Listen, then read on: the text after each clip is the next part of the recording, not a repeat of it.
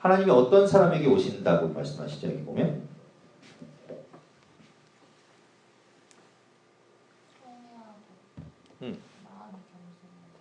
맞아요. 통회하고 마음이 겸손한 자.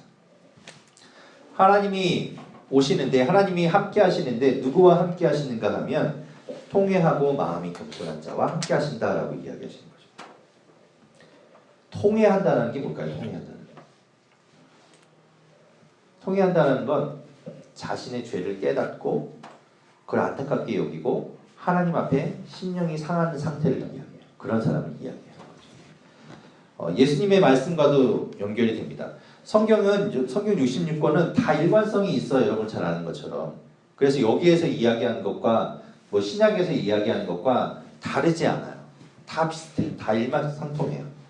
신약에서 예수님도 비슷한 이야기를 하셨어요. 마태복음 5장은 우리가 잘 아는 것처럼 예수님의 산상수훈이에요.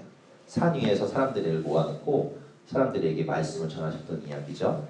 그런데 그 마태복음 5장이 뭘로 시작하는가 하면 팔복으로 시작합니다.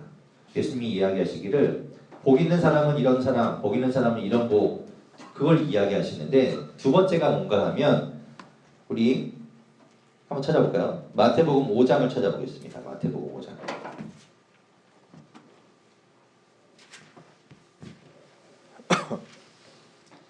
마태복음 5장에 보면 이제 복 있는 사람은 이런 사람, 복 있는 사람은 이런 복을 받을 거다라고 쭉 말씀하시면서 두 번째 말씀하시는 복이 뭔가 5장 4절 말씀이에요. 5장 4절 같이 한번 읽어보겠습니다. 시작.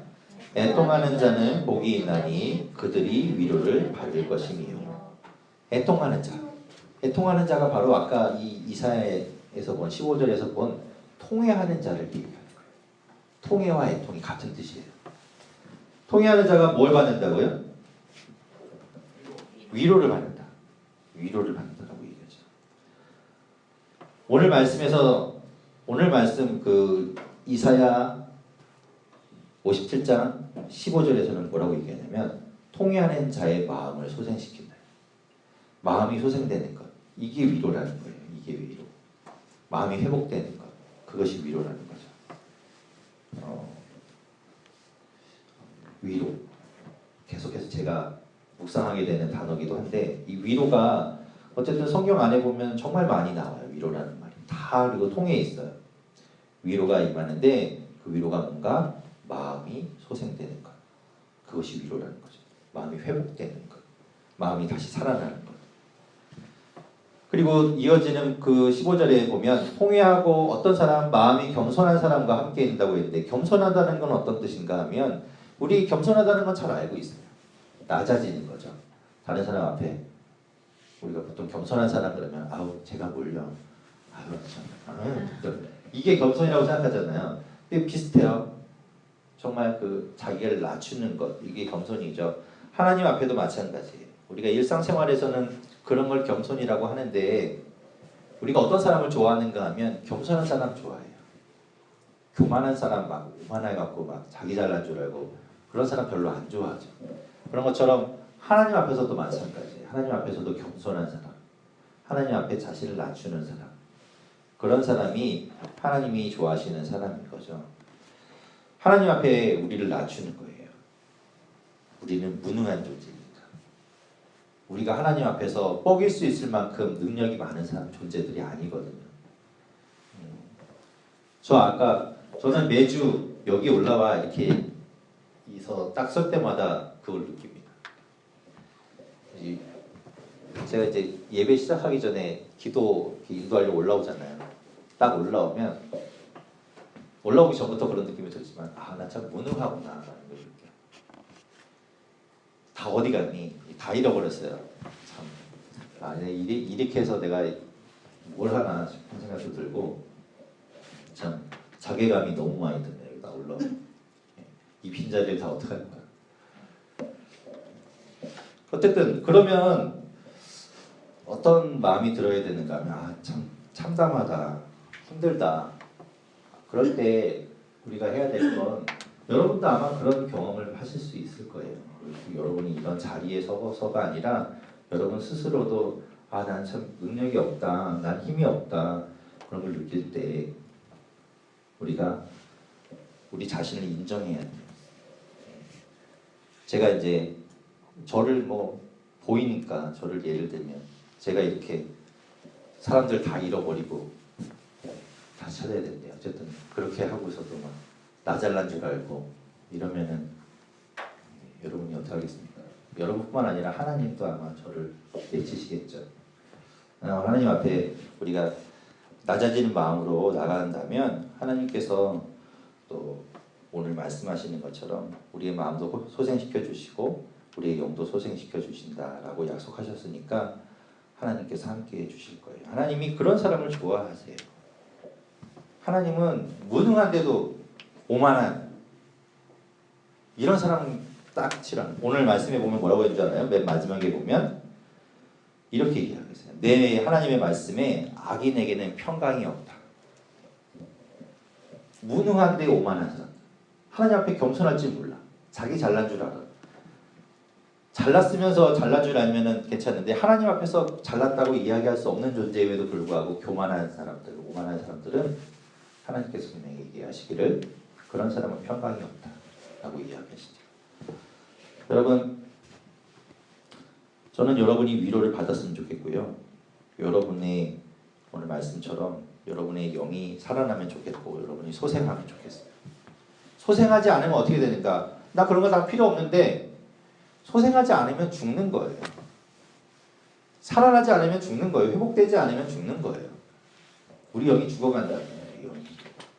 우리 영이 살아나야 되는데 그 살아나는 방법은 하나님 앞에 우리를 낮추면서 나아가는 것밖에 없다는 거죠.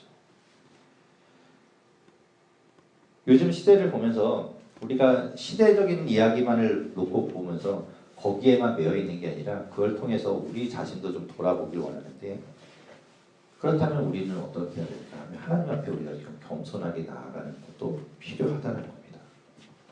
하나님 앞에 겸손해야 됩니다. 그래야 우리가 살아난다는 거죠. 여러분 앤드류 머레이라는 사람을 아나요? 앤드류 머레이라는 지금 우리에게는 작가로 더 여러분이 기독교 서적을 좀 읽으시는 분들은 작가로 아실 수도 있는데 이분은 1828년에 태어나서 1917년에 돌아가셨네요. 네. 그런데 이분이 뭐 선교사고 목사고 목회자였어요. 근데 이분이 살아계시는 동안에 240여 권의 책을 쓰셨대요. 근데 많이 알려진 책 중에 이런 책이 있어요. 겸손이라는 책이 있어요. 여러분 아마 집에 아마 뒤져보면 있을 수도 있고요. 없으시면 이런 책은 한 권 정도 있어도 괜찮아요. 보면 읽기에도 되게 쉬워요. 보면 뭐 글씨도 크지도 않고 쭉쭉 읽어나기 괜찮은 그런 책입니다. 제목도 뭐라고 되어 있는지 알아요? 세월이 흘러도 변함없이 좋은 책이라고 되어 있어요. 이런 책은 정말 좋은 책인 것 같아요. 오늘 이 이야기를 좀 여러분 들려주고 싶었어요. 겸손인데 이 책 전체가 겸손에 대해서 이야기해요. 그런데 그 중에 한 부분을 여러분에게 좀 읽어주고 싶었습니다.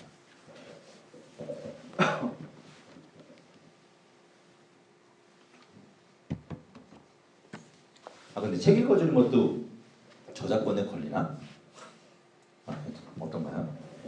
이것도 나중에 유튜브에서 저작권 침해됐다고 나오는 거예요. 자, 여러분 한번 들어보세요. 이 중에 한 부분을 제가 읽어드릴게요.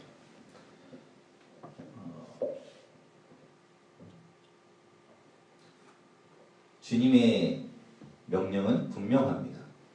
자신을 낮추라. 자기를 낮추라. 이 말을 글자 그대로 풀면 우리 힘으로 우리 안에 있는 교만을 정복하고 몰아낸 다음 우리 힘으로 우리 안에 예수의 낮아지심을 이루라는 뜻으로 받아들일 수 있습니다. 그런데 그렇지 않습니다. 이것은 하나님이 하시는 일입니다. 내가 하는 일이 아니는 거죠. 하나님께서는 우리를 높이사 사랑하는 아들 예수 그리스도의 모습을 닮아가게 하십니다. 자기를 낮추라.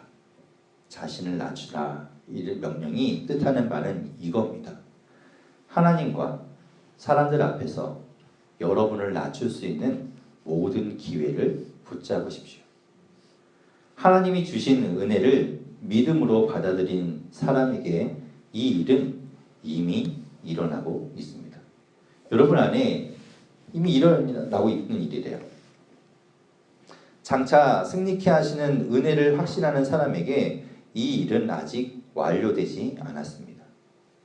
그러므로 우리는 이 변함없는 명령을 흔들림 없이 지켜가야 합니다.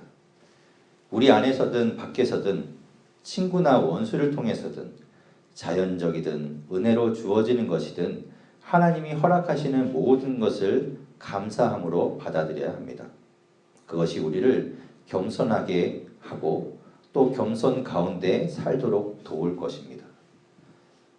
겸손을 참으로 모든 미덕의 어머니로 여기십시오. 이는 하나님 앞에서 여러분의 첫째가는 의무이며 영혼을 지속적으로 안전하게 하는 보호막입니다. 모든 축복의 근원이 바로 겸손이라는 사실을 마음에 새기기 바랍니다. 하나님께서는 자기를 낮추는 자는 높아지리라. 이렇게 거룩하고 확실한 약속을 주셨습니다. 하나님이 요구하신 한 가지 일을 잘 행하십시오. 그러면 하나님이 그분이 약속하신 한 가지 일을 행하실 것입니다. 그것이 무엇인가 하면 낮아진 사람, 하나님 앞에 낮아진 사람을 높이신다는 거죠. 그분은 더 많은 은혜를 베푸시며 정하신 때가 되면 여러분을 높이실 것입니다. 하나님 앞에 낮아지는 거예요. 하나님 앞에 겸손해지는 거예요. 하나님을 앞에 나아가서 하나님, 저는 그럴 만한 사람이 아닙니다. 하나님이 없으면 안 됩니다. 그렇게 하나님 앞에 겸손한 사람이 다른 사람 앞에서도 겸손해요. 하나님은 그런 사람을 높이겠다고 약속하시는 거죠. 오늘 우리가 읽은 이사야 본문에서는 하나님이 그런 사람과 함께 하시고 하나님이 그런 사람의 마음을 소생시키고 살려주신다라고 말씀하시는 거예요. 여러분, 하나님 앞에 겸손할 수 있기를 바랍니다. 그게 우리가 사는 방법입니다. 그게 우리가 다시 회복되고 소생할 수 있는 길인 거예요. 이 시간 우리 함께 기도하고 하나님 앞에 우리의 마음을 모았으면 좋겠습니다. 우리는 지금 외적인 상황 때문에 우리 자신을 잘 못 볼 수 있어요. 겉에 있는 것들 때문에, 밖에서 있는 일들 때문에 내가 정작 해야 될 일을 놓칠 수도 있어요. 우리가 정말 해야 되는 건 뭔가 하면 하나님 앞에 우리가 다시 겸손해지는 거예요. 그래야 우리가 회복되고 우리가 위로받고 우리가 살아날 수 있거든요.